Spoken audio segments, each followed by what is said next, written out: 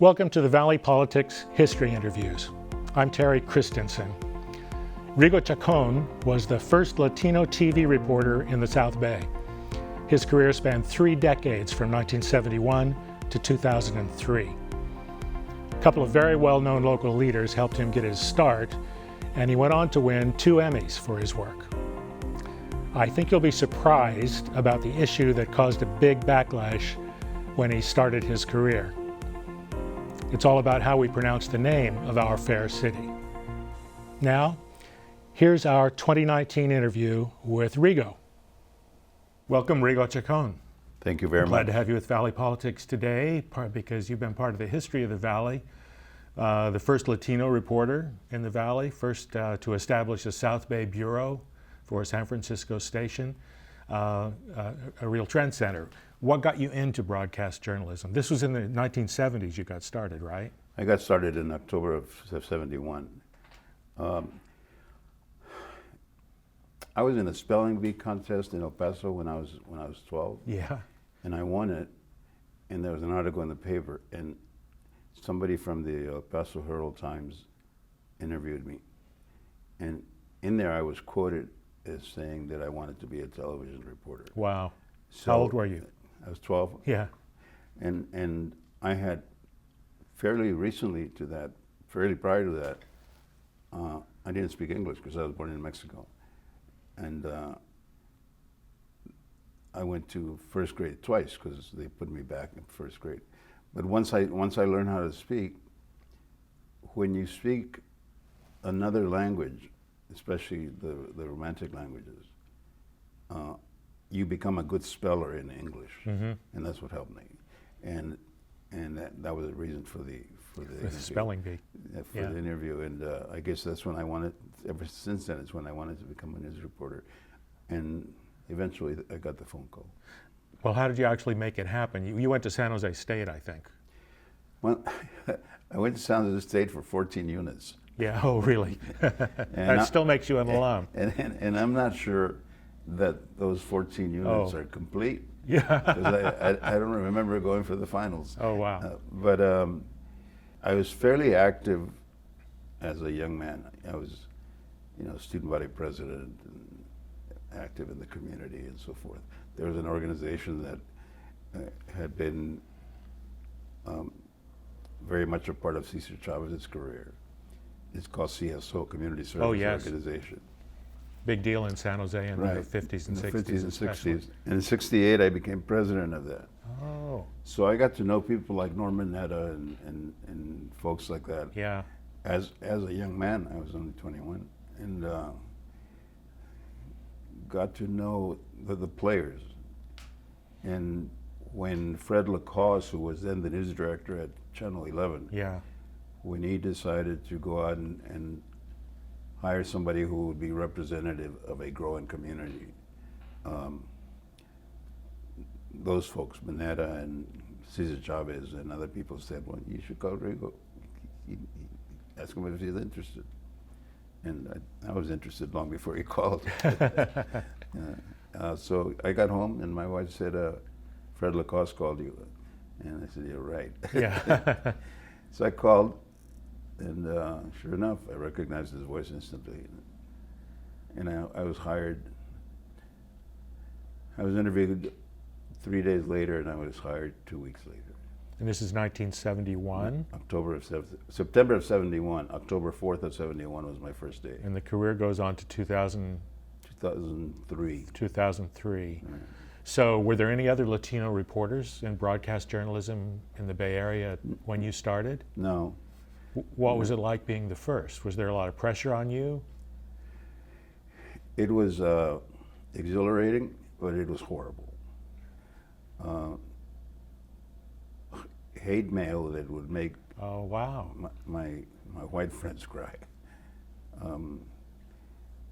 Because I said Rigo Chacon, and I guess they wanted me to say Rigo Chacon. Yeah. I say it like I tell people I say it like my parents say it. And at that time I decided to say San Jose. as part of the sign-off. That really prompted the hate mail. And people who speak Spanish and English, and you have an audience out there that speaks Spanish also. Yeah. If you say San Jose, they're going to laugh. Yeah. Then you're a sellout to that community. Right. So I had no choice. You couldn't win. You know, if I said San Jose, I would get hate mail. If I said San Jose, I would get hate mail. If I see San Jose, my buddies that I would run into at the store would say, "Hey, what the hell's going on with this San Jose business?" You know. Yeah. So was there pressure from one side that you were paying too much attention to the Latino community, and from the other side, not enough? it was felt that in San Jose, Rigo Chacon, News 11, was flag waving. Yeah. Kind of, you know, a nationalistic thing, and it wasn't. I was just saying. I made a decision to say San Jose because I think a huge pocket of the viewing audience would expect me to say that. Yeah. I wasn't going to change Rigo Chacon. There's no way. Yeah. That's my name. Yeah. So it's kind of that was kind of a sad part of my early years, but it never went away. It just fizzled down. Well, you educated other people, and really moved the whole process of integrating the full community forward. And I don't think people react anymore like, you know, Damon Trujillo says San Jose. Yeah. So I think all that went away also. So yeah. It was part of being the first one. So 25 years plus of reporting. What were some 32 of the, altogether. 32 altogether. What were some of the big stories you covered? What? The biggest story, hands down, was the 1985 Mexico City earthquake. And were you there? Did you go there? I went there. We took off the same day. Yeah. And Channel 7 has tremendous resources. So they put me on a Learjet in no time.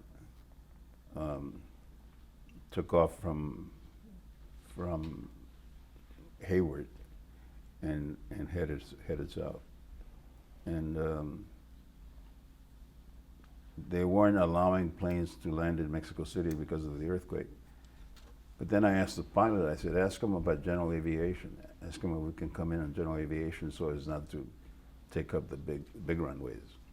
And they said yes. So we were the first American crew to land in Mexico City. Wow. Just by that one question. Did you win an Emmy for that? I won a third of an Emmy.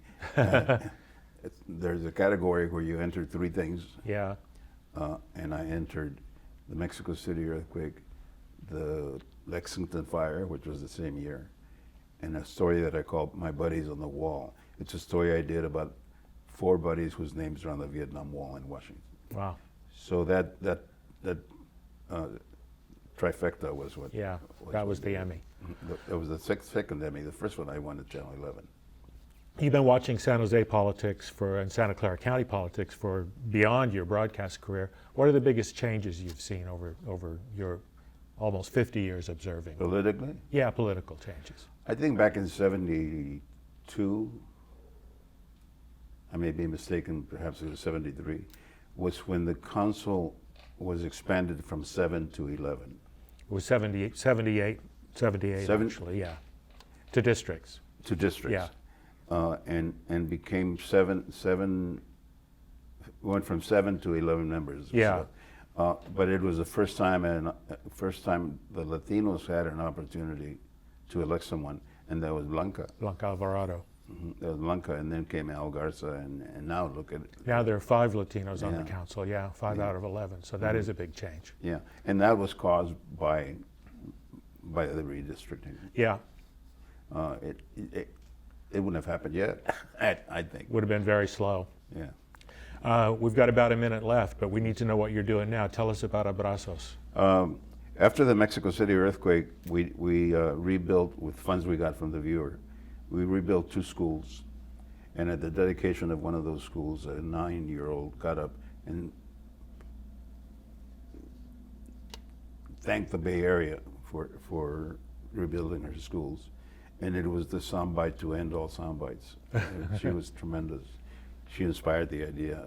So I started a scholarship program for them, combined it with the one I already had here, and called it Abrazos in Books. Abrazos means embraces, because we also help children who are victims of something.